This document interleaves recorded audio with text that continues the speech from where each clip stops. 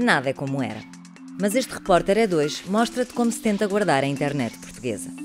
O Panorâmica oferece-te Manuela Tavares, com o seu ativismo de sempre. E o Prisma volta atrás no tempo para te explicar como mudaram as relações entre Cuba e os Estados Unidos.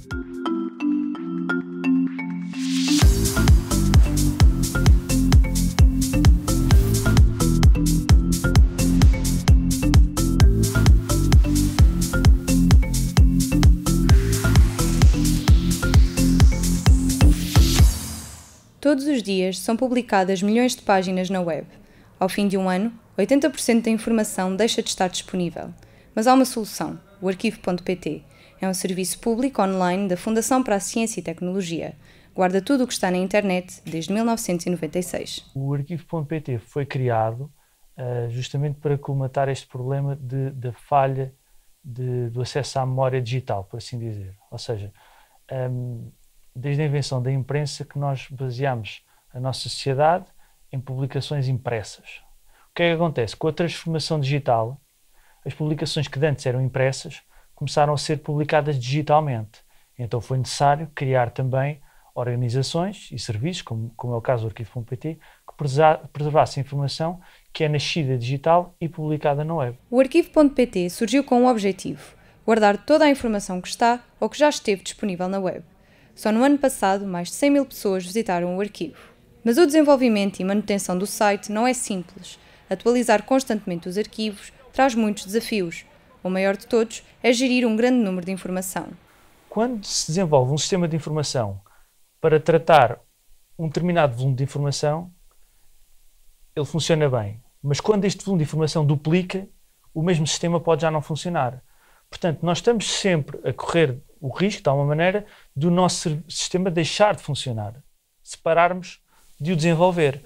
Portanto, o principal desafio é acompanhar o volume crescente de informação, as mudanças que existem na informação que nós tratamos e, por outro lado, conseguir sensibilizar os autores da web de modo a que eles publiquem informação de modo a que possa ser preservada.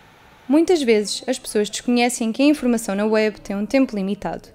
O Arquivo.pt quer por isso ensinar os utilizadores a preservar o património digital. Tem procurado criar parcerias para resolver os problemas associados ao armazenamento da informação.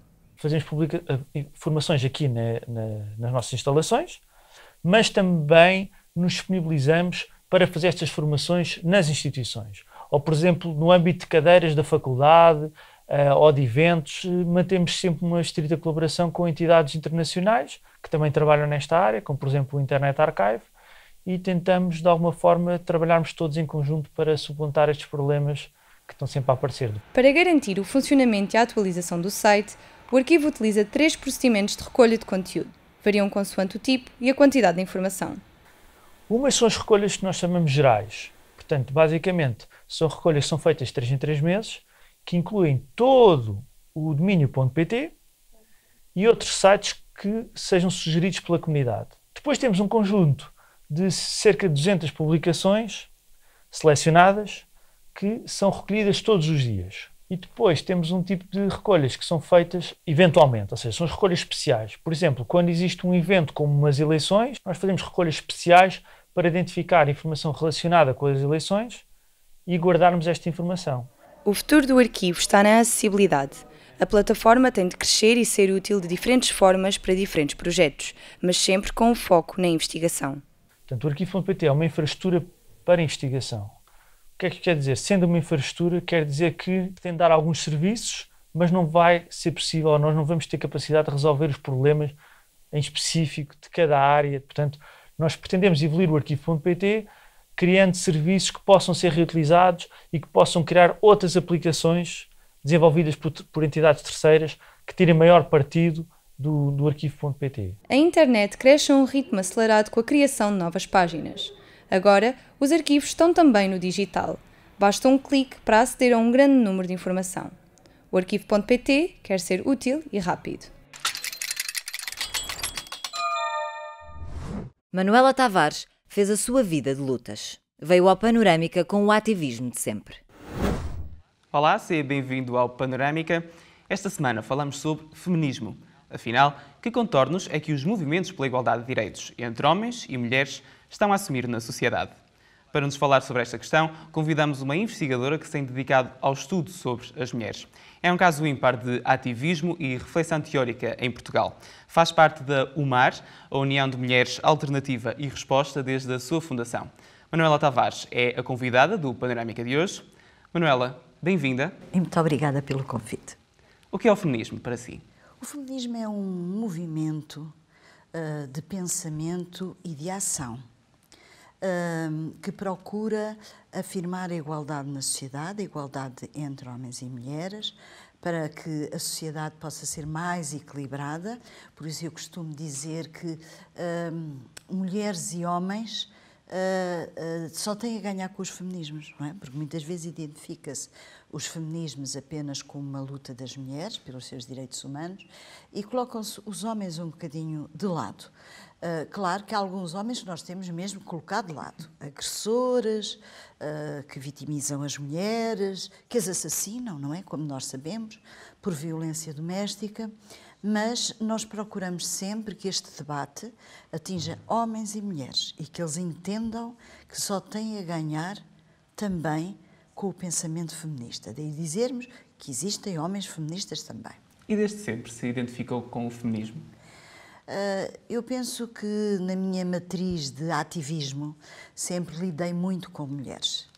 Mesmo no período a seguir ao 25 de Abril, na alfabetização que fiz, estive numa comissão de moradores que tinha também muitas mulheres, no local onde ainda resido, que é o Pragal, em Almada, e essa raiz de ativismo com muitas mulheres levou-me a entender quais eram os seus principais problemas. Inclusive, quando uma mulher chegava a uma aula de alfabetização e me dizia: eu tive que deixar tudo muito arranjadinho em casa, porque senão, quando chegar, o meu homem vai refilar. Isto depois do 25 de Abril, não é? Portanto, como é que as questões do privado não tinham sido assumidas com o 25 de Abril, apesar dos movimentos sociais, apesar da grande participação das mulheres, mas a única reivindicação que nós encontrávamos nas manifestações da época era salário igual para trabalho igual. As questões do privado, as questões da violência contra as mulheres, a própria despenalização do aborto, são temas que só vêm à superfície, que só vêm para a agenda política bem mais tarde. E foi por isso que decidiu debruçar-se sobre o estudo do feminismo? Sim, eu tinha uma certa curiosidade, porque os estudos existentes até à época diziam que não tinha existido movimento feminista em Portugal.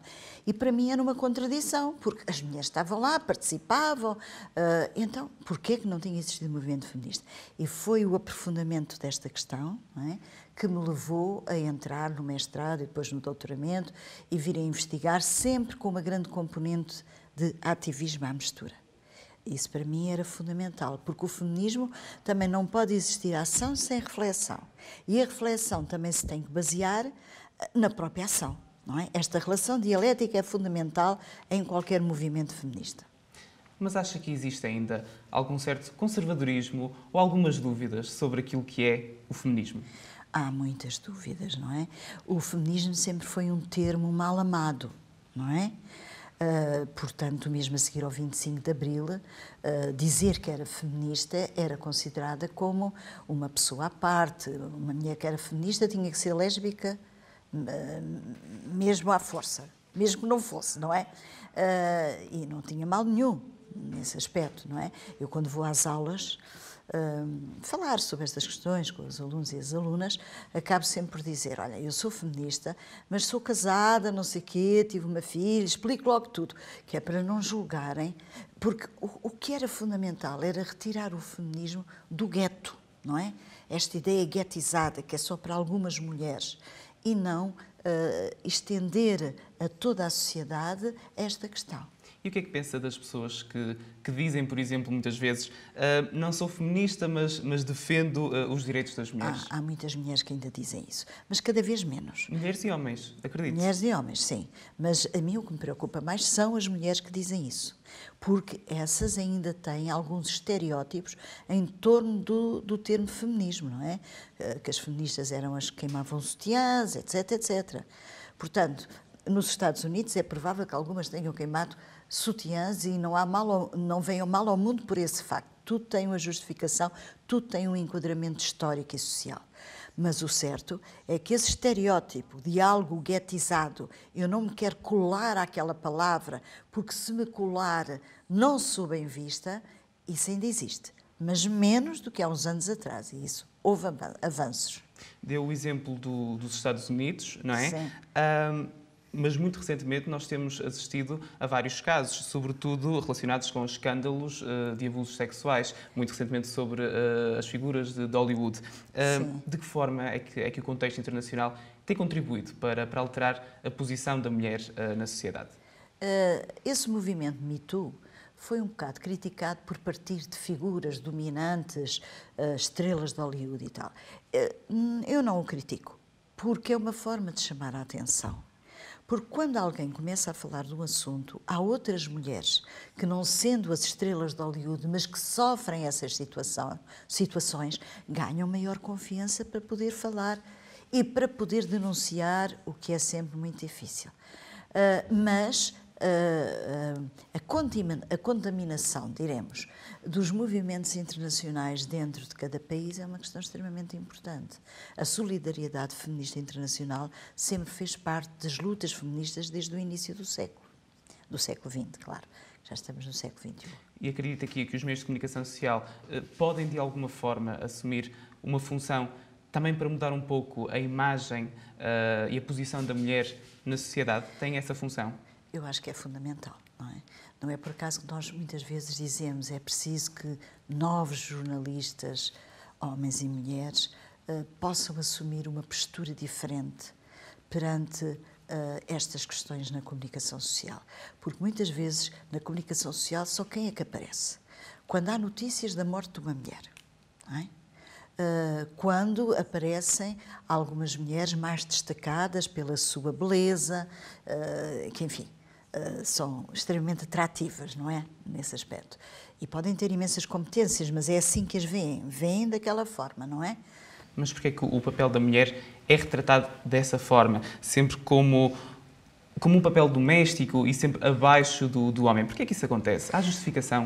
Há séculos de história que mostram que as mulheres sempre foram subordinadas numa sociedade muito masculinizada e onde a hegemonia do poder é um poder masculino. E esse poder masculino acaba por menosprezar as competências das mulheres, que são muitas, o seu papel na sociedade esse rastro histórico, não é, desta opressão das mulheres prolonga-se até aos nossos dias, apesar de nós pensarmos que isso não seria possível numa sociedade moderna como a nossa, que todos esses resquícios ainda existissem, mas existem, infelizmente. Nós estamos numa sociedade moderna, como disse, mas que diferenças encontra entre as feministas da sua geração e as mais novas, as de agora? Há diferenças. Os feminismos dos anos 60 e 70 foram fundamentais para criar algumas rupturas. A denúncia da violência contra as mulheres, por exemplo, as questões do direito ao corpo, do direito à contracepção e ao aborto, etc. Foram fundamentais para quebrar determinada forma de pensar da sociedade. Aliás, elas tinham uma palavra de ordem muito interessante que era assim: eu sou mãe se eu quiser e quando eu quiser. E tinha o grande lema que era: o pessoal é político. Aquilo que se passa nas nossas casas, com a violência, com uma série de discriminações, isso é político, não pode ficar dentro das próprias casas. Ora bem, hoje as feministas da atualidade retomam estas temáticas e até as avançam. E avançam mostrando que as discriminações são discriminações que atingem mulheres de diversos setores sociais, não só de classes sociais, mas de raça, etnia, orientação sexual, e procuram também que esta sociedade que está tão formatada em torno deste binómio homem-mulher, em que os papéis estão muito divididos entre o que é ser homem e o que é ser mulher, procuram que este binómio, esta dicotomia, deixe de existir. Não é? As atuais lutas LGBT pela identidade de género, etc., são lutas que mostram que as pessoas não têm que ficar divididas entre ser homem ou ser mulher. não é? Podem existir pessoas que em determinadas situações da sua vida se identificam mais com o sexo, noutras situações se identificam mais com outro sexo, não é? Mostrando que não só o género é uma construção social em torno do sexo, mas que o próprio sexo é ele próprio uma construção social. E o debate sobre todas essas questões e mais algumas que têm sido realizados, tem servido de alguma forma para fazer a diferença? Eu penso que, na atualidade, em especial jovens na academia, procuram entrar nestes debates. Não só em torno do ativismo que desenvolvem, mas procurar aprofundar teoricamente tudo isto. E isto necessariamente irá ter consequências, não é? Como eu disse, os feminismos, e repare, eu falo no plural, porque existem várias correntes dos feminismos, portanto, os feminismos acabam por nunca estar satisfeitos com o status quo, ou seja, mesmo em termos teóricos, nós não podemos dizer que estacionamos nas ideias. Eu gosto muito de uma filósofa francesa, Françoise Collin, que diz que o feminismo caracteriza-se pelo facto de nunca estar satisfeito com aquilo que se considera adquirido, ou seja, conseguir colocar em causa questões que já tinham sido adquiridas. E é isto que dá vitalidade ao pensamento feminista, senão ele também já tinha acabado. Portanto, o movimento feminista nunca está satisfeito com aquilo que tem adquirido, como disse. Numa frase, se conseguir, o que é que ainda é preciso fazer? Muita coisa, é difícil numa frase, mas combater as discriminações existentes na sociedade, que são muitas. As discriminações de género, as discriminações de raça, as discriminações em função da orientação sexual, porque isto tudo se relaciona com as questões dos feminismos, não é? Nós hoje não podemos continuar a ter a ideia de um feminismo branco, não é? Em que todas as mulheres eram iguais e todas tinham os mesmos problemas. Existem questões comuns, mas existem depois muitas diferenças, mas essas diferenças também contribuem para o enriquecimento do próprio feminismo. Manuela, muito obrigada por ter estado connosco. Quanto a ti, não percas o próximo Panorâmica, eu fico à tua espera. Até lá. Cuba e os Estados Unidos não têm uma relação estável. Este prisma anda com o filme para trás, até bem antes da Guerra Fria. Quando se fala em relações entre Cuba e os Estados Unidos, é habitual pensar em tensões e conflitos. Mas como é que os dois países chegaram ao ponto em que estão agora? É mais por questões ideológicas. Não sei. Sinceramente eu não tenho bem a certeza, mas acho que tem que ver com uma ditadura que existia em Cuba que os Estados Unidos queria ajudar a derrubar, mas não tenho a certeza. Mas como são as relações entre Cuba e os Estados Unidos hoje em dia? Boas. Muito boas. Para mim são maus. Hoje em dia, depois do início da presidência de Trump, acho que elas ficaram muito piores. E sempre foram assim? Não. Não. Foram. Devido ao período da época da Guerra Fria, não foram. Para perceber esta questão, é preciso recuar no tempo, mais precisamente 120 anos.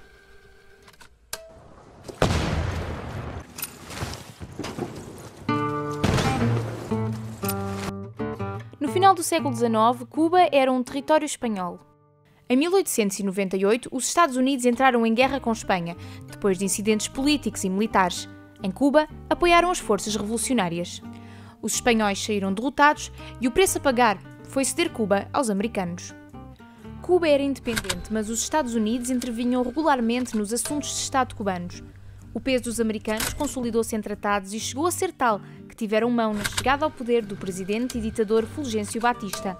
Enquanto os americanos mantiveram influência, as relações entre os dois países foram estáveis. Mas será que estáveis significa pacíficas? As relações sempre foram marcadas por alguma tensão entre os dois países. A verdade é que a independência de Cuba relativamente ao Império Espanhol, no final do século XIX, é substituída por uma espécie de império informal, uma espécie de dependência permanente de Cuba relativamente aos Estados Unidos. No fim dos anos 50, chegou Fidel Castro e a Revolução Cubana. Era o líder guerrilheiro a tomar o poder. a queda definitiva da ditadura de Fulgêncio Batista e o início do fim das relações entre Cuba e os Estados Unidos. O anticapitalismo tornou-se palavra de ordem. Cuba passou da esfera de influência americana para o comunismo de tendência russa. Mas virar as costas aos Estados Unidos não foi a primeira opção. Num primeiro momento, Fidel Castro até ensaia uma tentativa de, não de ruptura, mas de redefinição das relações entre Cuba e os Estados Unidos. E uma das suas primeiras iniciativas em termos de política externa é, inclusivamente, uma viagem aos Estados Unidos, e onde procura obter por parte dos Estados Unidos, portanto, condições, garantias, possibilidade de renegociar os termos da relação bilateral. Estes pedidos são encarados com muita frieza, portanto, em linguagem mais comum, poderíamos dizer que Fidel Castro sai de Washington com as mãos a abanar, e é aí que sente também a necessidade de procurar outros parceiros em termos internacionais. Anos 60, já é claro que saiu da Segunda Guerra Mundial, a Guerra Fria. O mundo está dividido entre o bloco capitalista, dominado pelos americanos, e o bloco socialista, de tendência soviética. É a tensão máxima entre as duas potências mundiais. A 145 km dos Estados Unidos estava um símbolo de poder russo, a Cuba comunista. A influência soviética ficava tão perto dos Estados Unidos como Lisboa está perto de Coimbra. Em abril de 1961, paramilitares treinados pela CIA tentaram derrubar Fidel Castro. Foi a invasão da Baía dos Porcos. Lutar contra o regime cubano significava lutar contra o próprio comunismo. Mas a operação foi um fracasso. As forças cubanas tinham tido o apoio da União Soviética. Cuba tornou-se muito rapidamente num ponto estratégico, um dos principais palcos de tensão da Guerra Fria. Em Cuba, os Estados Unidos e a União Soviética batiam-se pela soberania do mundo. No ano seguinte, a União Soviética mandou instalar mísseis em Cuba. Era a ameaça soviética mesmo à porta dos Estados Unidos e um dos momentos em que o mundo esteve mais perto da guerra nuclear. Cuba esteve prestes a fazer rebentar a Guerra Fria. Os mísseis foram a maior prova de confiança da URSS para Cuba. Era oficial. Cuba e a União Soviética estavam unidas contra os Estados Unidos. A partir da década de 60, a situação em Cuba é um dos principais pontos de discórdia e de desavença entre os Estados Unidos e a União Soviética. Isso é certo. Agora, também temos que compreender esse fenómeno e esse desenvolvimento no contexto, portanto, do próprio desenvolvimento da Guerra Fria. Meses depois, o presidente americano John Kennedy e o primeiro-ministro russo Nikita Khrushchev assinaram um acordo de desmantelamento dos mísseis cubanos. A crise dos mísseis simbolizou o corte de relações entre Cuba e os Estados Unidos. Entretanto, passaram mais de 50 anos de embargo económico, de contacto limitado e de diplomacia estagnada.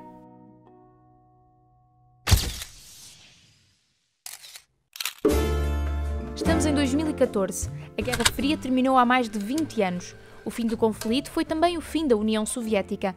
Fidel Castro deixou o poder em 2008. Cuba está agora nas mãos do irmão, Raul Castro. Barack Obama é presidente dos Estados Unidos. E é Barack Obama o primeiro presidente americano a visitar Cuba desde a Revolução de 1959. Foi o início de uma nova era, o restabelecimento oficial das relações entre Cuba e os Estados Unidos. O embargo económico acabou, voltaram os voos comerciais, as embaixadas dos dois países abriram portas. Mas a mudança não foi tão longe como se esperava. Em 2017, Barack Obama deixou o poder. O novo presidente dos Estados Unidos, Donald Trump, não viu a aproximação com bons olhos. I am canceling the last administration's completely one-sided deal with Cuba. Donald Trump acusou Cuba de violação de direitos humanos. Quis dar um passo atrás, mas manter relações diplomáticas com o país. Não vira costas, mas também não dá a mão. O presidente Donald Trump tem revelado nestes primeiros meses, anos já de presidência, uma preocupação em governar para o seu próprio eleitorado. Esse eleitorado tem uma postura profundamente de repulsa, de repúdio, digamos assim, por Cuba e pelo regime político em vigor em Cuba. Respondia assim também aos anseios e aos apelos da comunidade cubana-americana, que tem tradicionalmente uma posição de forte oposição e de crítica ao regime em vigor em Cuba. Olhemos para a situação de longe. O que é que falta, afinal, para que Cuba e os Estados Unidos ultrapassem definitivamente a tensão? Se as causas do mau relacionamento e da tensão entre os Estados Unidos e Cuba fossem causas inerentes apenas ao próprio contexto da Guerra Fria, provavelmente essas causas teriam desaparecido com o fim da Guerra Fria. Mas essas causas são anteriores e temos que olhar para um contexto, do seu ponto de vista cronológico, para um contexto mais vasto, para compreendermos verdadeiramente a origem dessas tensões. O momento decisivo, ou o desenvolvimento decisivo, vai ser perceber como é que vai ocorrer a saída de Raul Castro e quem é que vai substituir. A administração norte-americana vai ter que se posicionar e que saber reagir a esses sinais que vão certamente surgir a partir de Cuba. Raul Castro deixou o poder há menos de um mês. A presidência de Miguel Díaz-Canel pode dar um novo fôlego aos cubanos e abrir caminho para uma nova aproximação aos Estados Unidos. Mas entre anos de avanço e recuos, diplomacia e ofensivas, o futuro das relações entre Cuba e os Estados Unidos ainda é incerto. Cuba continua a ser uma marca muito visível da Guerra Fria. A mudança faz todos os dias. Se queres ver como muda o E2, então fica de olho nas redes online, em e2.escs e no YouTube em E2escs. Fica à espera que para a semana a luta já é outra.